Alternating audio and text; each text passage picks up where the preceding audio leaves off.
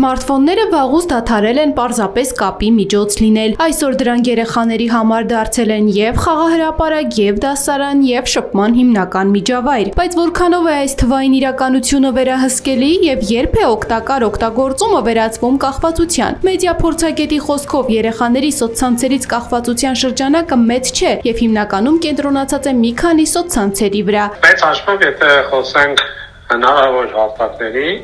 ապա այստեղ մեծ չի ընտրություն, այսինքն դա մի քանի սոցցանց է, դա Instagram, YouTube, TikTok եւ Snapchat-ը։ Բացի սոցցանցերից երեխաների առօրյա զգալի մասը զբաղեցնում են նաև այն խաղերը, որոնք ունեն սոցցանցային բաղադրիչ։ Այստեղ երեխաները ոչ միայն խաղում են, այլ նաև շփվում, ընկերանում եւ ավելի երկար ժամանակ մնում էկրանի առաջ։ Իհարկե ամենամեծ խնդիրը դա ժամանակի վատնումն է երեխաների կողմից։ Շատ բարձ պատճառով երեխան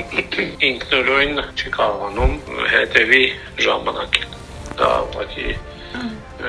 իր ունակությունների մեջ չկա զարգացած։ Մեդիա փորձագետի համոզմամբ այս կախվածության խնդիրը երեխաների մեջ չէ, այն սկսվում է մեծահասակներից։ Ծնողները հաճախ կամ չեն օգտվում, կամ չեն ցանկանում օգտվել ծնողական վերահսկողության ծրագրերից, որոնք հնարավորություն են տալիս սահմանափակել երեխայի սմարթֆոնի օգտագործման ժամանակը եւ վերահսկել նրա թվային միջավայրը։ Ինչ վերաբերվում է արգելքներին, մեդիա փորձագետը ընդգծում է՝ միանշանակ լուծումներ չկան։ Եթե խոսքը գնում է փոքր երեխաներին, մինչև 13 տարեկանը,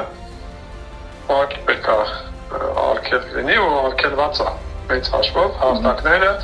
օրենքով մինչև 13 տարեկան չեն թողում գրանցվել։ Ուղղակի երեխաները դա շրջանցում են։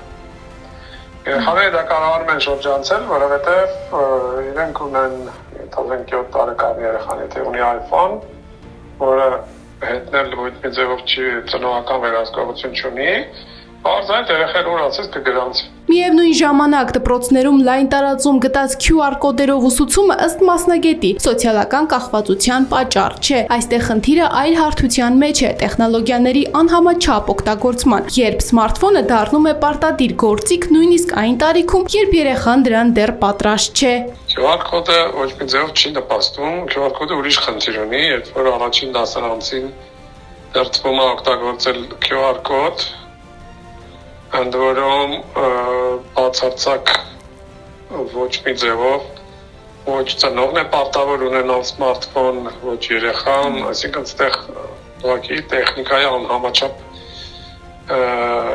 օգտագործման խնդիր կա, բայց դա լրիվ ուրիշ հարց է։ Դպրոցներում հեռախոսների արգելքը ըստ մասնագետի ամբողջությամբ չի նվազեցնում կախվածությունը, բայց նպաստում է դասի բնական ընթացակարգին եւ հեշտացնում ուսուցիչների աշխատանքը։ Սակայն դպրոցից դուրս առանց ծնողական վերահսկողության երեխան շարունակում է երկար ժամեր անցկացնել հեռախոսի առաջ։ Մեդիա փորձագետի համոզմամբ սոցցանցային կախվածության դեմ պայքարի ամենաարդյունավետ ճանապարհը ոչ թե արգելքն է, այլ կրթությունն ու հաղորդակցությունը։ Ծնողը պետք է լինի ոչ թե վերահսկող միայն արգելքներով, այլ գործընկեր զրույցի, պայմանավորվածությունների եւ վստահության միջոցով։ Քանի որ տարբեր տարիքի երեխաներին նույն կերպ մոտենալը ոչ թե լուծում է տալիս, այլ խորացնում կոնֆլիկտը։ Թվային աշխարհում երեխայի անվտանգությունը սկսվում է ոչ թե էկրանից, այլ մեծահասակի գիտակից, ներգրավվածությունից։